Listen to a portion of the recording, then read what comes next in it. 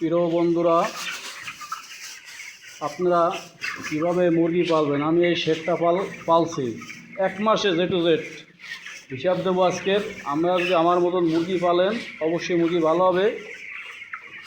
1000 মুরগির জন্য মাত্র 7000 টাকার ওষুধ প্রয়োজন হবে। ওষুধ ছাড়া বড় মুরগি পালা যায় না ভাই, যে যাই বলুক।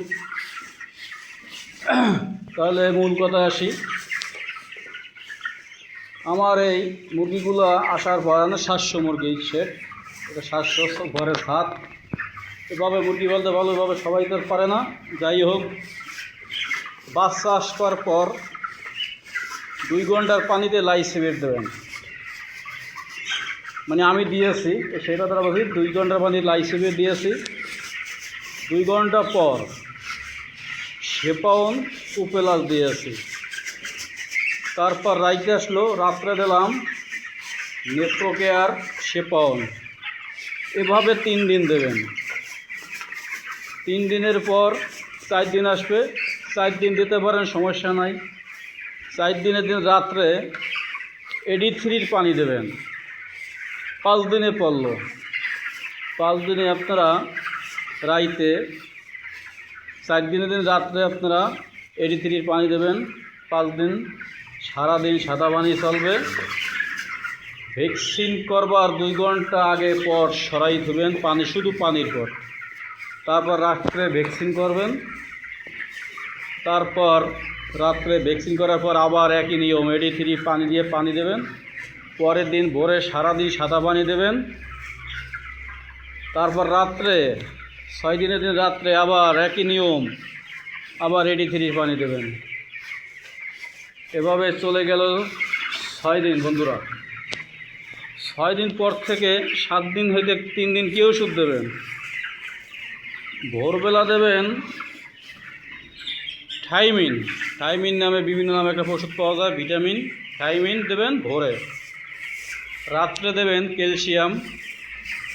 দুপুরবেলা যদি দেখেন যে একটু ঠান্ডা আছে, একটু রেনামাইসে দিতে পারেন। না দিলে সমস্যা নাই, দিলেও ভালোই হবে ইনশাআল্লাহ। এভাবে চলে গেল 7 দিন 10 দিন। 10 দিনে দেন 3 দিন কী দেবেন? ভোরবেলা লিভার টনিক, রাত্রে জিঙ্ক। এভাবে করে 3 দিন। তারপর হয়তো 12-13 দিন ভ্যাকসিন, আবার একটা ভ্যাকসিন করবেন, গাম্বুরা ভ্যাকসিন। গাম্বুরা ভ্যাকসিনের ওই ভ্যাকসিনের আগের একই নিয়ম, রাত্রে AD3, ভোরে সাদা দিন সাদা পানি 2 ঘন্টার আগে সরাই নেবেন পট। তারপর রাতে ভ্যাকসিন করবেন, আবার রাত্রে ভ্যাকসিন, আবার AD3, রাত্রে AD3। তারপর পরদিন আবার সারাদিন সাদা পানি, পরদিন আবার রাত্রে AD3 পানি দেবেন। এভাবে দিলেই হয়ে যায়। এভাবে করতে করতে মুরগির বয়স হয়ে গেলে 16-17 দিন হলো। তারপর আপনারা আমাশা ডোজ করবেন। আমাশা ডোজ আমি করি, করলে ভালো হয়, না করলে সমস্যা নয়। মুরগির অবস্থা বুঝতে হবে। অবস্থা কিভাবে বুঝবেন? নিজে না বুঝলে ডিলার সম্মুখী হবেন, বা ডাক্তারের লাগে পরিচিত থাকলে ডাক্তার জিজ্ঞাবেন। আর বুঝলে তো ভালো। আমাশা ডোজ একটা নয় 3 দিন করবেন। কক্সিকে, সিপ্লাসিন, বিভিন্ন ওষুধ বিভিন্ন জনে বিভিন্ন দিকে। আমি যেটা দিয়া মুরগি পালি, এই কথাটা আমি বললাম। তারপর আপনারা যদি শীতকাল একটু ভিটামিন প্রয়োজন মনে করেন, একটু ভিটামিন দেবেন। আমাশা ডোজ শেষ করার 1 দিন পর, আমাশা ডোজের পরের দিন সারাদিন সাদা পানি। এভাবে মুরগি পালবেন ভাই। মুরগি দেখেন, মুরগির বয়স কিন্তু আজ 22 দিন। দেখেন, এই নিয়মে মুরগি পালছি। আমি যে কথাগুলি বললাম, 22 দিন বয়স।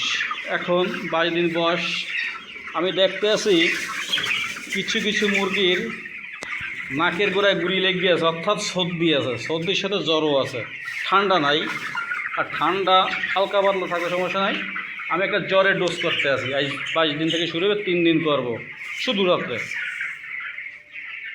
এটা হচ্ছে সিপ্লাসিন দিয়া, আর এসবেট, আর একটু রিস্পিরন দেবেন। এই 3টা দিয়ে আপনারা একটা জ্বরের ডোজ করে দিলে মুরগিগুলো ফুরফুরে মেজাজে হয়ে যাবে। এভাবে করে ইনশাআল্লাহ মুরগি পালবেন। 30 দিনের এই ওষুধ। তারপরও আছে আপাত বিপদের হাত পাও নাই, সমস্যা হইলে অবস্থা বুঝে ব্যবস্থা নিতে হবে ভাই। ভিডিওটা অনেক বড় হইলে অনেক দিন পর এই ভিডিওটা প্রথম ছাড়বো ইনশাআল্লাহ। আপনার এই নিয়মে মুরগি পাললে আমার সাথে যোগাযোগ করবেন, ভুল হবে না ইনশাআল্লাহ। এইভাবে মুরগি পাললে হয়ে যায়। কতগুলা খাদ্য মূল্য ওষুধ লাগে না। আমার এই শেডটায় 5,000 টাকার ওষুধ লাগে মাত্র। ওষুধ ছাড়া মুরগি পালা যায় না। যে কইবে হে ও মুরগি পালতেই জানে না। কথা হবে বন্ধুরা।